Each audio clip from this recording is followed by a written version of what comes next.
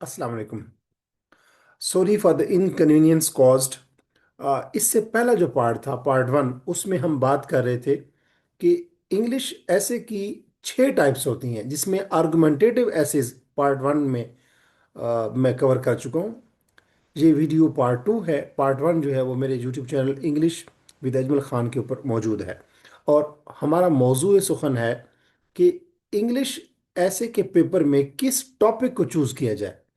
अब इंग्लिश में किस टॉपिक को चूज करना है, इस बात का तयन करने के लिए तीन चार फैक्टर्स हैं। पहली बात यह है कि इंग्लिश की ऐसे की टाइप्स होती हैं। कुछ एसेस आर्गुमेंटेटिव एसेस होते हैं, जिनको ओपिनियन बेस्ड एसेस भी कहते हैं, जो कि मैं प्रीवियस पार्ट वन में बयान कर चुका हूँ। इसी तरह कुछ एसेस होते हैं जो कि एनालिटिकल एसेस होते हैं। इसी तरह ऐसे की कुछ चार और टाइप्स भी हैं, मिला जुला के इस ऑलमोस्ट 6 टाइप्स होती हैं। पहली बात यह है कि आप कौन सा ऐसे चूज करेंगे। एनालिटिकल ऐसे चूज करेंगे, आर्गुमेंटेटिव ऐसे चूज करेंगे, डिस्क्रिप्टिव ऐसे चूज करेंगे, नैरेटिव ऐसे चूज करेंगे, फिलोसॉफिकल ऐसे चूज करेंगे, या कोटेशन बेस ऐसे चूज करेंगे, जिसको लिटरेरी ऐसे भी कह सकते हैं। तो एक तो आपने किस टाइप का ऐसे चूज करना है, ये मैटर करेगा। सेकंड ये बात है कि अब कुछ ऐसे की टाइप्स ऐसी हैं जो बहुत रिस्की हैं, but no pain no gain. जब आप ज्यादा रिस्क उठाते हैं तो आपको रिवार्ड भी उतना ही मिलता है। तो जो ऐसे की टाइप्स रिस्की हैं, उनके साथ रिवार्ड भी बहुत ज़्यादा रिवार्ड एसोसिएटेड है। कि अगर बहुत रिस्की ऐसे आपने चूज किया और सही लिखा है, अप्रोप्रिएट लिखा है, और उसका स्ट्रक्चर, उसकी लैंग्वेज, उसका आप कह सकते हैं उसके अंदर कोहेरेंस, और इंग्लिश ग्रामर के जितने भी असूल्स हैं, आप उस जितने इंग्लिश असूल हैं उनको लागू किए, तो रिस्की ऐसे आपको बहुत अच्छा स्कोर भी देते हैं। तीसरी बात यह है कि आपने टाइम को मद्देनजर रखना है। कुछ टॉपिक ऐसे होते हैं जिसमें बहुत ज़्यादा मवाद चाहिए होता है। ऐसा एक ऐसे टॉपिक आ सकता है जो 3 डायमेंशनल हो, कि उसमें आपसे चैलेंजेस भी उसने पूछे हों, इफेक्ट्स भी पूछे हों, और रिकमेंडेशंस भी पूछी हों, या सॉल्यूशंस कह लें। तो आप आपने तीनों चीज़ें बतानी है, तो इसमें ज़्यादा मवाद, ज़्यादा कंटेंट आपको लिखना पड़ेगा। टाइम वही होता है, टाइम तमाम ऐसे का बराबर होता है। तो आपने टाइम मैनेजमेंट को भी देखना है। टाइम को देखते हुए, ऐसे की टाइप को देखते हुए, और स्कोरिंग ट्रेंड को देखते हुए हम किसी ऐसे की सिलेक्शन करते हैं। और चौथी बात, कि आपकी अपनी पर्सनल जो ग्रिप है, जो आपका जो लिवरेज है, जो आपकी कंपिटेंसी है, जो कॉम्पिटेंस है, वो किस चीज़ में है। कुछ लोग फिलोसॉफिकल माइंड के होते हैं, तो उनको फिलोसॉफिकल ऐसे चूज कर लेने चाहिए। लेकिन कुछ लोग ऐसे होते हैं जो कि एनालिटिकल माइंड के होते हैं, कि वो कोई भी चीज़ देखें तो उसके कॉजेज के ऊपर गौर करते हैं, उसके इफेक्ट्स के ऊपर, उसके सोल्यूशन पे गौर करते हैं कि ये चीज़ क्यों हुई। तो उन लोगों को एनालिटिकल एसेस चूज करने चाहिए। कुछ लोग लिटरेरी माइंड के होते हैं, तो उनको इंटरप्रिटेशन बेस्ड, या जिसको कोटेशन बेस्ड एसेस कहते हैं, वो चूज करने चाहिए। कुछ लोग बहुत अच्छा नरेट करते हैं, अच्छा डिस्क्राइब करते हैं, तो उनको नैरेटिव और डिस्क्रिप्टिव एसेस वो होते हैं जिसमें आप सिर्फ इंपॉर्टेंट चीज़ की बयान करते हैं। मैं आगे बताऊंगा इसी इसी वीडियो में। तो हम पहली वीडियो में आर्गुमेंटेटिव एसेस के ऊपर बात कर चुके हैं। Let me start further. हम बात कर चुके हैं, let me zoom it out, किस किस किस्म का ऐसे टॉपिक आपको चूज करना चाहिए। तो उसमें ऐसे की टाइप के ऊपर में पहले हमने आर्गुमेंटेटिव या ओपिनियन बेस्ड एसेस डिस्कस कर लिए, जिसमें हमने बात की थी कि आर का वर्ड होगा। अगर आर नहीं है तो इम्प्लिसिट या हिडन आर मौजूद होगा। Democracy is the best form of government. अब क्या democracy best form of government है या नहीं है? तो जिसमें आर का कॉन्सेप्ट आता है, हिडन हो या ऑब्वियस हो, वो आर्गुमेंटेटिव ऐसे होते हैं। उसमें से आपने एक स्टांस चूज करना होता है। उसके आर्गुमेंट्स, उसकी फेवर में आर्गुमेंट्स देने होते हैं, उसके अपोजिट एंटी या काउंटर आर्गुमेंट देने होते हैं, जो कि कदरे वीक आप रखते हैं, और जो आप अपने स्टांस को सब्सटेंशिएट करते हुए कंक्लूड करते हैं। इन एसेस में या तो ओपनली आर लिखा होता है, जैसे is social media strengthening or weakening democracy, या बार आर नहीं लिखा होता, जैसे फर्स्ट स्टेटमेंट है, या जैसे थर्ड स्टेटमेंट है, federalism is the future of Pakistan. कि ये जो वफाकी हुकूमत है, या ये जो वफाकी तर्ज हुकूमत है, ये पाकिस्तान का मुस्तकबिल है। अब ये है या नहीं है, तो इसका मतलब है कि इसमें हिडन है आर का वर्ड, कि इधर federation is the future of Pakistan, or federation is not the future of Pakistan. तो आप जो भी आर्गुमेंट्स चूज करेंगे उसके सपोर्ट में चार आर्गुमेंट्स देंगे। मैं सपोज कर रहा हूँ आप चार देते हैं, आप ज़्यादा भी दे सकते हैं, लेकिन चार जो है टॉपिक्स हैं, जो चार आर्गुमेंट्स हैं, दैट आर सफिशिएंट। और उसके बाद उसके काउंटर आर्गुमेंट में दो पॉइंट्स ऐसे देंगे जो रिलेटिवली वीक होंगे। यूं अपने आर्गुमेंट को आप सपोर्ट कर, अपने स्टांस को सपोर्ट करेंगे अपने आर्गुमेंट की बेसिस पे। तो हमने आर्गुमेंटेटिव ऐसे डिस्कस कर लिए, अब हम चलते हैं सेकंड ऐसे की टाइप, और वो है एनालिटिकल एसिस। एनालिटिकल एसिस कौन से होते हैं, इनका स्कोप क्या है, कि ये भी स्कोरिंग एसिस होते हैं, इनमें भी अच्छा स्कोर आता है कैंडिडेट्स का। लेकिन इसकी ये उन लोगों को चूज करना चाहिए जिनका इंटेलेक्ट ज्यादा है, जिनका विट ज्यादा है, जिनकी एनालिसिस या क्रिटिक करने की पावर ज्यादा है। क्रिटिक क्या होता है, किसी चीज की अच्छाइयों को और बुराइयों को परखना, देखना प्लस पॉइंट्स कौन से हैं, नेगेटिव पॉइंट्स कौन से हैं, इसको तनकीद कहते हैं, क्रिटिक कहते हैं। तो क्रिटिकल एसिस या एनालिटिकल एसिस में आपका एनालिसिस चाहिए होता है, आपकी क्रिटिक, आपकी कंप्रीहेंशन, आपकी सूझबूझ, फहम इदराक, बसीरत चाहिए होती है आपकी।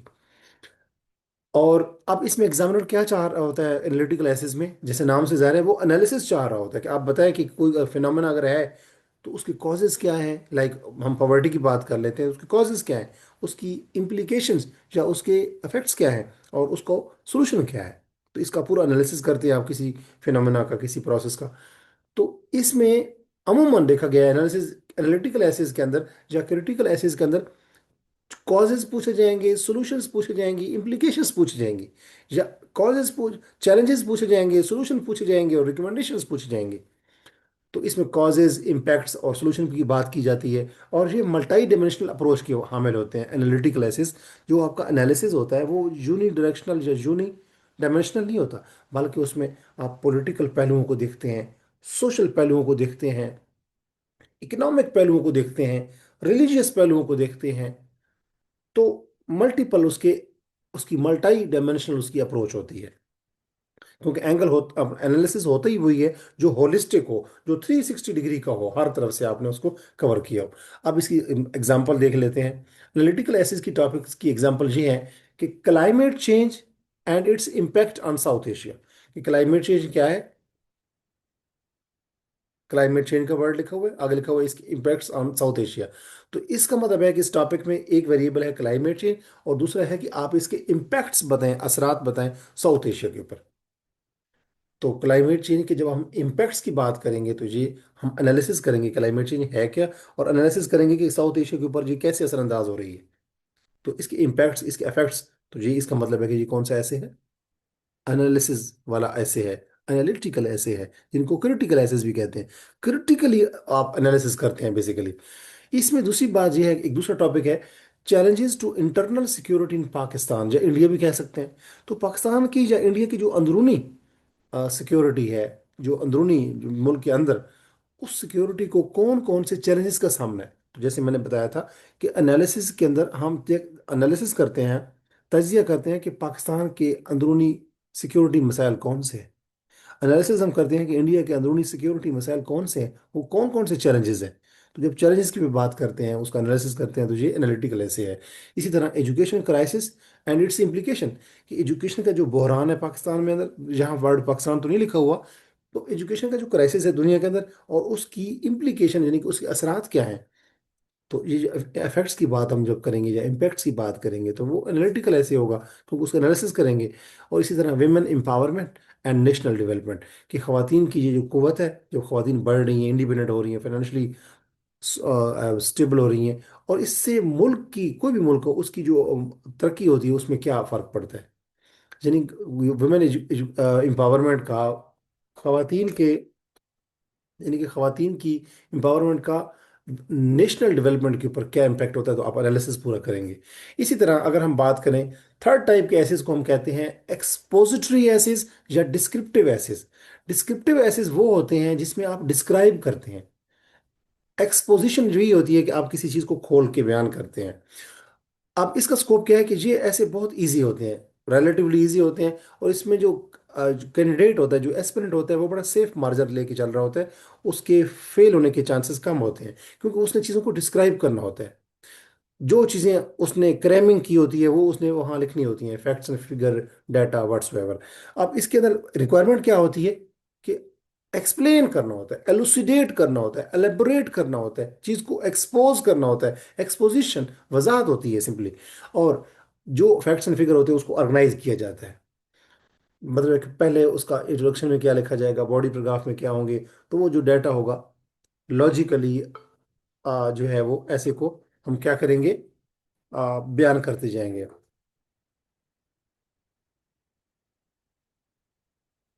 Sorry for the inconvenience caused.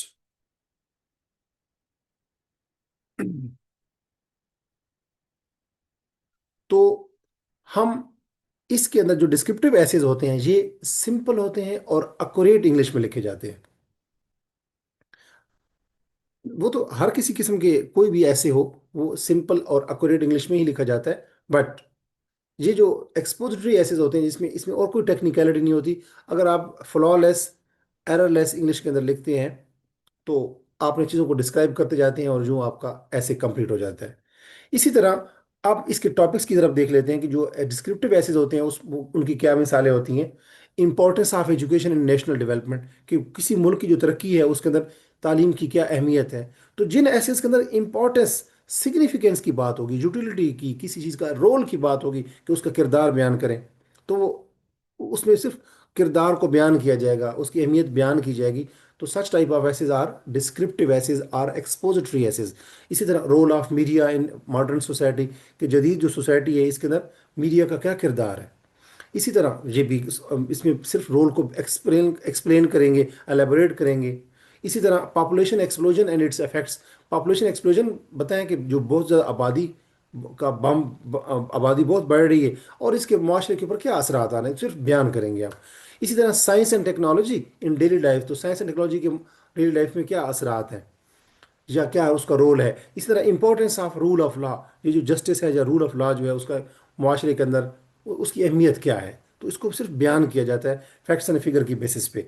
तो इनको हम डिस्क्रिप्टिव एसेस कहते हैं। इसमें कोई टेक्निकलिटी नहीं चाहिए होती है, कैंडिडेट्स कैन इजीली पास ऐसे, क्योंकि इसमें सिर्फ उसकी अहमियत बयान की जाती है 6 से 7 पैराग्राफ में, 8 पैराग्राफ में। इसी तरह नेक्स्ट टाइप ऑफ एसेज जो है that is very important and that is philosophical essays. Philosophical essays जो होते हैं ये बड़े रिस्की होते हैं, क्योंकि इसमें आप बेसिकली फलसफा की बेस पे, आपके इस्तदलाल की बुनियाद पे, दलील की बुनियाद पे, आपने मंतक की बुनियाद पे चीज़ को की अंडरस्टैंड करना होता है किसी चीज़ को। ये ऐसे बहुत रिस्की होते हैं, लेकिन अगर आप इसको अच्छी तरह टैकल कर लेते हैं, प्रॉपरली इंटरप्रेट कर लेते हैं टॉपिक को, और उसकी ऐसे की रिक्वायरमेंट जो है, उसकी जो आउटलाइन है, जो उसकी कोहेरेंस है, जो उसका स्ट्रक्चर है, जो उसका बैलेंस है, जो उस ऐसे की को प्रॉपरली कंक्लूड कर लेते हैं, तो आप बहुत अच्छा मार्क्स लेते हैं। इसमें मार्क्स बहुत ज़्यादा होते हैं क्योंकि रिस्क ज़्यादा इन्वॉल्व होता है। अब इसमें रिक्वायरमेंट क्या है कि आपने एब्स्ट्रैक्ट थिंकिंग करनी होती है, यानी कि आपकी कॉग्निशन, आपकी थिंकिंग, आपकी इमेजिनेशन, आपका विजन चेक चेक हो रहा होता है। और इंटरप्रिटेशन स्किल, कि जो ऐसे की लाइन होती है, जो टॉपिक होता है, वो बेसिकली मुतकाजी होता है इस चीज़ का कि उसकी प्रॉपरली उसको अंडरस्टैंड या कंप्रीहेंड या इंटरप्रेट किया जाए। इसी तरह इस किस्म के ऐसे को आपने डी कोड करके जो टॉपिक होता है उसको अपनी रियल लाइफ में उसको उसकी मैनिफेस्टेशन ढूंढनी होती है, कि रियल लाइफ में उसकी social, political, economic, religious, diplomatic, कौन कौन से जो एराज ऑफ लाइफ हैं या वॉक्स ऑफ लाइफ हैं उसके अंदर उसकी इम्प्लीकेशंस हैं या उसके वो लागू होता है। इसकी मिसाल देख लेते हैं, आपको आइडिया हो जाएगा। एग्जाम्पल इसकी हैं, not all that glitters is gold. हर चमकने वाली चीज़ सोना नहीं होती। अब इसका मतलब क्या है, पहले आप इसको एब्स्ट्रैक्ट थिंकिंग करेंगे, इसको अंडरस्टैंड करेंगे, इंटरप्रेट करेंगे, फिर इसका मतलब आगे इसकी जो दुनिया के अंदर इसकी जो रियल लाइफ में इसके क्या मतलब हो सकते हैं, कहाँ कहाँ पे ये बात लागू हो सकती है, किस किस फील्ड में। इसी तरह time and tide wait for none, के वक्त किसी का इंतजार नहीं करता। अब इसका मतलब क्या है, इसकी इंटरप्रिटेशन करेंगे, डिकोड करेंगे इसको, और फिर जो हमारी रोज़मर्रा ज़िंदगी है उसमें आप देखेंगे कि time and tide wait for none का कहाँ कहाँ पे इतलाक हो सकता है, इंतबाक हो सकता है, कहाँ कहाँ ये बात मुंतबिक हो सकती है, अप्लाई हो सकती है। इसी तरह क्राइसिस इज़ एन अपॉर्चुनिटी, कि जो बहरान होता है उसके अंदर एक बेसिकली अपॉर्चुनिटी छुपी होती है। जैसे कोविड-19 आया था, एक क्राइसिस था, हेल्थ का क्राइसिस था, लेकिन उसके अंदर जिन लोगों ने ऑक्सीजन सिलेंडर बेचना शुरू किए तो उनके लिए तो वो अपॉर्चुनिटी थी। इसी तरह जब वो आप कह सकते हैं कि किसी चीज़ की कीमतें बहुत गिर रही होती हैं, कारोबार ठप हो रहे होते हैं, तो उस टाइम जैसे रियल एस्टेट प्रॉपर्टी की बात करें, अगर रेट उसके गिर रहे होते हैं तो जो प्रॉपर्टी टाइकून बैठे होते हैं वो ज़मीनों को खरीदना शुरू कर देते हैं। हालांकि बाकी लोगों के लिए वो क्राइसिस है, लेकिन उनके लिए अपॉर्चुनिटी है। तो crisis is an opportunity, crisis बहरान दरअसल खुद एक अपॉर्चुनिटी होता है। तो इसको इंटरप्रेट करें और फिर बताएं कि कहाँ कहाँ इसका इतलाक हो सकता है। ये फिलोसॉफिकल ऐसे है। इसी तरह एक फलसफा है ना कि एक चीज़ है तो बुरहान, लेकिन उसके अंदर अपॉर्चुनिटी छुपी हुई है। इसी तरह man is the architect of its his own fate, कि आदमी अपनी तकदीर का खुद मौमार होता है, खुद वो अपनी तकदीर। अमल से ज़िंदगी बनती है, जन्नत भी जहन्नम भी। ये खाकी अपनी फितरत में न नूरी है न नारी। तो आदमी अपनी जो फितरत, जो लक है, जो फेट है, उसको खुद तामीर करता है, बनाता है खुद। अब इसका क्या मतलब है, और अमली ज़िंदगी में किस किस वॉक ऑफ लाइफ में के ऊपर ये बात सच साबित होती है, इसकी आप मिसालें देके। इसी तरह dreams transform into thoughts and thoughts into action, कि जो ख्वाब होते हैं वो ख्यालात बनते हैं, और ख्यालात जो होते हैं वो अमाल बनते हैं। तो इस तरीके से जी, हज़रत अली करमुल्लाह वजह का फरमान भी है कि इंसान की जो तस्वरात होते हैं, और वो फिर अमाल बनते हैं, और अमाल से इंसान का किरदार बनता है। अल्लाह पाक कमी बेशी माफ़ फरमाए। तो इस तरह का उनका फरमान है जो मुझे मेरे जहन में है, उसका थीम सा बन रहा है। अब इन एसेस के अंदर फलसफा होता है। फलसफा क्या है बेसिकली? फिलोसॉफी। फलसफा, फिलोसॉफी, फिलो कहते हैं लव को, एंड सोफी कहते हैं विजडम को। फिलोसॉफी यानी कि love for wisdom, love for, आप कह सकते हैं love for argumentation, love for cognition, love for wit. इसी तरह जो फिफ्थ टाइप के एसेज हैं वो हैं quotation based essays. Quotation based essays वो होते हैं जो आजकल सीएसएस और पीएमएस में बड़े कॉमन है। And this is my favourite era, this is my favourite area basically. इनमें क्या रिक्वायर्ड होता है कि आपने जो कोटेशन आपके सामने दी होती है, जो मुहावरा दिया होता है, जो कोटेशन दी होती है, वो उसको आपने प्रॉपरली पहले इंटरप्रेट करना होता है कि उसका मतलब क्या है। फिर आपने उसको सोसाइटी में, पॉलिटिक्स में, मीडिया में, एथिक्स में, किसी भी फील्ड के अंदर, इकोनॉमी के अंदर, उसको आपने उसकी एप्लीकेशन या उसको लागू करके दिखाना होता है कि वाकई ऐसा है। मिसाल के तौर पर ज़रा देखिएगा, if gold rusts what shall iron do, कि अगर सोना जो है उसको जंग लगता है तो लोहे का क्या बनेगा। अब गोल्ड को वैसे रस्ट तो नहीं लगता, लोहे को लगता है। तो इसका मतलब ये है कि ये एक इंटरप्रिटेशन इसकी करनी है आपने, कि अगर सोने को जंग लगता है तो लोहे का क्या बनेगा, लोहा क्या करेगा। तो सोने से मुराद है ऐसी चीज जो प्योर हो, जिसकी इंटेग्रिटी हो, जो जेन्युइन हो। तो इसका मतलब हम ले सकते हैं कि अगर किसी मुआशरे के अंदर जो रोल मॉडल्स हैं, जो लीडर्स हैं, जो इंटेलेक्चुअल्स हैं, अगर वो करप्ट हो जाएंगे, रस्ट हो जाएंगे, अगर वो करप्ट होंगे, तो आम बंदा, लोहा से मुराद है कि आयरन से मुराद है आम बंदे, तो आम लोगों का क्या बनेगा। यानी रिलीजियस एलीट अगर करप्ट हो जाती है तो आम बंदों का क्या बनेगा, वो उनका वो मजहब के किस धाने पे खड़े होंगे। इसी तरह जो इकोनॉमिक लीडर्स हैं, हमारे इकोनॉमिस्ट हैं, या जो ब्यूरोक्रेसी है, अगर हमारे वो करप्ट हो जाते हैं तो आम बंदों का क्या बनेगा। इसी तरह हमारी जो पॉलिटिकल एलीट है, अगर वो करप्ट हो जाती है तो आम बंदों का क्या बनेगा। हमारी डिप्लोमेटिक जो एलीट है, अगर वो, या मिलिट्री एलीट जो है, या सिविल एलीट, जितनी भी जो अमीर तरीन लोग हैं, जो ये जो हमारे सेलिब्रिटीज हैं, जो रोल मॉडल्स हैं, जो लीडर्स हैं हमारे, जो आप कह सकते हैं जो इंटेलेक्चुअल्स हैं हमारे माशरे के, अगर वो, या जो बड़े बड़े इदारे हैं हमारे, जो बेसिकली कैपेसिटी बिल्डिंग में काम करें, अगर उनके अंदर करप्शन होगी, जब वो फेल होंगे, तो आम लोगों का क्या बनेगा, आम इदारों का। तो ये, इसका ये मतलब है। अब इसका ये मतलब जब हम इसको इंटरप्रेट कर लेंगे तो फिर उसको हम रियल लाइफ में उसको मुंतबिक करेंगे, उसकी उसकी इम्प्लीकेशन या उसको मैनिफेस्टेशन या उसकी वजाहत करेंगे। दूसरा टॉपिक जरा देखिएगा, इंटरप्रिटेशन इसकी करते हैं हम। दूसरा टॉपिक है, ये भी कोटेशन बेस ऐसे है, और ये भी फिलोसॉफिकल ऐसे है, और ये है, sorry, this is quotation base ऐसे, and that is nations are born in the hearts of poet, कि जो कौमें होती हैं वो शोरा के हार्ट्स में पनपती हैं, बनती हैं। अब शोरा से मुराद क्या है, पोइट कौन से लोग होते हैं, जो विजनरी लोग होते हैं, जो इंटेलेक्चुअल होते हैं, जो राइटर्स होते हैं, साफ ज़रे वो हिस्ट्री को, कल्चर्स को, उनकी वैल्यूज़ को देखते हैं और उनको लिखते हैं। और जो लोगों के एहसासात हैं, फीलिंग्स हैं, जो उनकी लोगों की इमोशंस हैं, उनकी तर्जमानी, गमाजी और अक्कासी करते हैं। तो जो पोइट्स होते हैं, इससे मुराद जहाँ पे वर्ड ये है, हम लेंगे कि पोइट वो लोग होते हैं जो विजनरी हैं, जो इंटेलेक्चुअल्स हैं, जो आप कह सकते हैं राइटर्स हैं, जो आप कह सकते हैं कि किसी माशरे की करीम है। तो जो जो कौमें होती हैं, बेसिकली पहले जो शोरा होते हैं या जो राइटर्स होते हैं, जो विजनरी पीपल हैं, पहले वो कंसीव करते हैं एक चीज़ को, फिर उसको वो बाद में कानूनी तौर पे जंग होती है। जैसे आप पाकिस्तान की बात करें तो अल्लामा इकबाल ने पाकिस्तान का पहले ख्वाब देखा, फिर बाद में पाकिस्तान मूवमेंट स्टार्ट हुई। यानी कि कानूनी जंग बाद में शुरू होती है, जो जो लीगल स्टेप्स होते हैं, जो पॉलिटिकल जो स्ट्रगल होती है।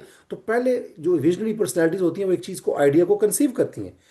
तो इसका मतलब ये है कि nations are born in the hearts of people, के in the heart of poets, कि कुछ जो कौमें होती हैं वो विजनरी लोग, इंटेलेक्चुअल लोग, राइटर्स लोग जो हैं वो पहले उस आइडिया को कंसीव करते हैं और बाद में वो ट्रांसलेट होती हैं into reality in the form of legal और पॉलिटिकल बैटल। इसी तरह the price of greatness is responsibility, कि अगर जो अजमत है उसकी कीमत क्या है, रिस्पॉन्सिबिलिटी। कि अगर कोई चीज़, कोई बंदा ग्रेट है या ग्रेट बनना चाहता है तो उसको रेस्पॉन्सिबल, अकाउंटेबल, ड्यूटीफुल, पंक्चुअल होना पड़ेगा। यानी कि अगर कोई बंदा ग्रेड है या बनना चाहता है या बन चुका है पहले पास्ट में, हिस्ट्री में, तो हम देखेंगे तो अगर वो रिस्पॉन्सिबल था, अकाउंटेबल था, तभी वो ग्रेट हुआ है।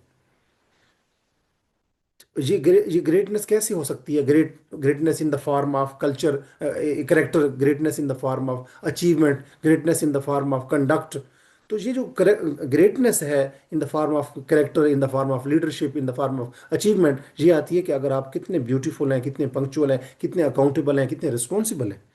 तो ये कोटेशन है, इसकी वजाहत करके फिर आप इसको रियल लाइफ में बताएंगे कि नेल्सन मंडेला था या रविंद्रनाथ टैगोर था इंडिया का, जिसने इंडिया को नेशनल एंथम भी लिखा था, और उसने इंडियन नेशनलिज्म पे काम किया। अल्लामा इकबाल की अगर हम बात करें, साउथ अफ्रीका में नेल्सन मंडेला की बात करें।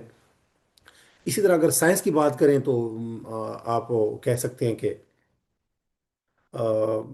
जो ग्रेट लोग हैं, जो जो मैरी क्यूरी है, इस तरह आइंस्टाइन है, ये वो तमाम लोग हैं कि जो ग्रेट कैसे बने, क्योंकि वो पंक्चुअल थे, जो वो ड्यूटीफुल थे, वो रिस्पॉन्सिबल थे अपने काम के लिए, कमिटेड थे, ऑनेस्ट थे। इसी तरह अगर justice delayed is justice denied की बात की जाए, तो जब इंसाफ को हम डिले करते हैं तो इसका मतलब है कि हम इंसाफ रोक रहे हैं। क्योंकि आप लोगों ने देखा होगा कि कोर्ट्स के अंदर केसेस चलते रहते हैं। कोर्ट्स जब बंदे को बाइज्जत बरी करती है तो उस वक्त तक बंदा फौत हो चुका होता है वो। तो जब जस्टिस को टाइमली हम डिलीवर नहीं करते तो इसका मतलब है कि हम जस्टिस का रास्ता रोक रहे हैं। तो इसका मतलब ये है कि जस्टिस है या रूल ऑफ लॉ है, उसको टाइमली होना चाहिए। अदरवाइज जो लोग हैं, जो जस्टिस की तलाश में निकलते हैं, स्ट्रगल करते हैं, उनकी सफरिंग्स बढ़ती हैं, पेन्स बढ़ते हैं, पैंग्स बढ़ते हैं, उनकी आप कह सकते हैं कि हार्डशिप्स बढ़ती हैं, और वो क्या होते हैं, डिसअपॉइंटेड होते हैं। इसी तरह अगर हम बात करें, power corrupts and absolute power corrupts absolutely, कि ये जो पावर होती है, ये जो अथॉरिटी होती है, ये जो इन्फ्लुएंस होता है, जो लोग लोग के पास इक़्तिदार होता है, तो अगर उनके पास एब्सोलूट किस्म की अथॉरिटी आ जाए तो वो क्रश करते हैं आम लोगों को। आप लोगों ने देखा होगा पाकिस्तान के अंदर मिलिट्री इन्वायरमेंट, आप कीनिया के अंदर देख लें, तो जहाँ जहाँ पावर में लोग बैठे हैं, जहाँ जहाँ पे ऑटोक्रेसी है, जहाँ जहाँ पे मिलिट्री रूल है, जहाँ जहाँ पे आप कह सकते हैं कि एब्सोलूट पावर जो है इन्फ्लुएंस होती है आम लोगों पे, तो वहाँ पे media rights, right of expression, right of freedom, right of movement, right of press, इसी तरह पॉलिटिकल राइट्स, डेमोक्रेटिक राइट्स, वो सारे क्रश होते हैं। तो एब्स पावर करप्ट करप्ट जब होती है, पावर जहाँ जहाँ पावर होती है, जहाँ इन्फ्लुएंस होता है, अथॉरिटी होती है, वो क्रश करती है, और जब एब्सोलूट पावर होती है तो वो एब्सोलूटली क्रश करती है। यानी माइट इज राइट। जो मजबूत लोग होते हैं वही सब कुछ समझते हैं कि जो कुछ हम कर रहे हैं मुतलकुल अनान है, और हम we can do whatever we would like to. तो बाल फास दीगर, इसका मतलब ये है कि जब एब्सोलूट पावर होती है वो उससे डेमोक्रेटिक राइट, मीडिया के राइट, लोगों के जो राइट्स, लोगों के जो बेसिक राइट्स होते हैं, फंडामेंटल ह्यूमन राइट्स, वो वायलेट होते हैं, इन्फ्रिंज होते हैं, और जो ह्यूमन राइट्स अब्यूजेस जन्म लेती हैं। तो ये थे कोटेशन बेस्ड एसेज। और लास्ट टाइप ऑफ एसेज वो होते हैं जो रिफ्लेक्टिव एसेज होते हैं, जिसमें आप अपनी रिफ्लेक्शन देते हैं, अपनी रिकॉल करते हैं चीज़ को, और अपनी मॉरल वैल्यूज़ को रिफ्लेक्ट करते हैं। इसमें जो नरेट करते हैं, इनको हम नरेटिव एसेज भी कहते हैं, कि हम चीज़ों को बयान करते हैं, नरेट करते हैं। और इस बयान कैसे करते हैं कि my favourite teacher, my my best teacher, या माई फेवरेट हीरो। तो आप क्या करते हैं, अब जब फेवरेट हीरो की बात कर रहे होते हैं, लिख रहे होते हैं, तो इसका मतलब ये है कि आप अपना रिफ्लेक्ट कर रहे होते हो कि मेरे फेवरेट हीरो में कौन कौन सी मॉरल वैल्यूज़ होती हैं। इसी तरह आप जब कहते हैं माई बेस्ट टीचर, तो आप अपने किसी बेस्ट टीचर को बता रहे होते हो कि वो मेरा बेस्ट टीचर था, तो रिकॉल कर रहे होते हो, रिफ्लेक्ट कर रहे होते हो अपने आप को बेसिकली, कि मेरी ये यादाश्त है। या आप इसकी मिसालें ज़रा देखें, इसकी मिसालें देखें तो इसमें बेसिकली पर्सनल रिफ्लेक्शन चेक करनी होती है, और इसमें कोई क्रिएटिविटी सामने नहीं आती। इसमें जो हमारी तख्लीकी सलाहियतें हैं उनको नहीं चेक किया जाता, और मॉरल इंसाइट हमारी चेक की जाती है कि अगर हम कोई चीज़ लिख रहे हैं तो उसके अंदर हम कितनी मॉरल वैल्यूज़ को फॉलो कर रहे हैं। इसकी एग्जांपल ज़रा देखें कि a journey that change my life, एक ऐसा सफ़र जिसने मेरी ज़िंदगी बदल दी। तो वो जर्नी कैसी थी? तो आपने सिंपली उसको पर्सन उसका रिफ्लेक्शन आपने देनी है, अपना पर्सनल अकाउंट है उसको रिफ्लेक्ट करेंगे। इस तरह a failure is the pillar of success, कि जो नाकामी है वो कामयाबी की तरफ पहला जीना है या उसकी बुनियाद बनती है। तो ये भी आप सिर्फ उसको नरेट कर रहे हैं, बयान कर रहे हैं कैसे। इसी तरह लेकिन फेलियर कैसे कामयाबी की तरफ का जीना है, इसको नरेट कर रहे हैं आप। My vision of the ideal society, की आइडियल सोसाइटी का मेरा विजन क्या है, कि कौन कौन सी उसमें मॉरल वैल्यूज़ होनी चाहिए। तो यहाँ पे भी इसको जो कुछ भी कैंडिडेट लिखेगा तो उसकी मॉरल वैल्यूज़ रिफ्लेक्ट हो रही होंगी। एग्जामिनर जब चेक करेगा तो देखेगा कि कैंडिडेट की मॉरल वैल्यूज़ कैसी हैं, उसके मुताबिक कैंडिडेट के मुताबिक आइडियल सोसाइटी सोसाइटी कौन सी हो सकती है। तो यहाँ जो कैंडिडेट होता है उसकी अपनी पर्सनल रिफ्लेक्शन या उसकी मॉरल इंसाइट्स या वैल्यूज सामने आती हैं, और वो क्रिएटिविटी यहाँ पे सामने नहीं दिखाई जाती। बेसिकली उसके चीज़ों को वो नरेट कर रहा होता है। तो यहाँ इस सेक्शन के अंदर इस पार्ट में हमने बताया कि एनालिटिकल एसेस भी होते हैं, कोटेशन बेस्ड एसेस भी होती हैं, फिलोसॉफिकल एसेस भी होती हैं, और ये जो एसेस हमने लास्ट में पढ़ा नैरेटिव एसेस भी होते हैं। लेकिन नैरेटिव एसेस CSS PMS या PPSC के पेपरों में नहीं आते। अब आखिर पे अब मैं इस बात को डिस्कस करना चाहूँगा कि आपको किस किस्म के एसेस लाजमी अटेम्प्ट करने चाहिए। आपके लिए बेस्ट स्ट्रेटजी ये है जो मैं I would like to recommend, कि पहली बात यह है कि आप आर्गुमेंटेटिव एसेस देखें। आर्गुमेंटेटिव एसेस में ये होता है कि आप ये काम करेंगे जब वो काम करेंगे। आप बताते हैं कि जो यूथ बल्ज है वो माशरे के लिए डिविडेंड है या डिजास्टर है। इसी तरह सोशल मीडिया डेमोक्रेसी को स्ट्रेंथन कर रहा है या वीक कर रहा है। इसी तरह अगर हम देखें, ये तो आर्गुमेंटेटिव एसेस की बात होगी। एनालिटिकल एसेस में आप क्या करते हैं, किसी चीज़ के कॉजेज, उसके सोल्यूशन और उसके वे फॉरवर्ड बताते हैं, या उसके आप कह सकते हैं चैलेंजेस, उसके सोल्यूशन और वे फॉरवर्ड बताते हैं। तो होपफुली आपको समझ आ गई होगी कि अगर आप आर्गुमेंटेटिव एसे चूज करते हैं या एनालिटिकल एसे चूज करते हैं तो you are in a better position to score well.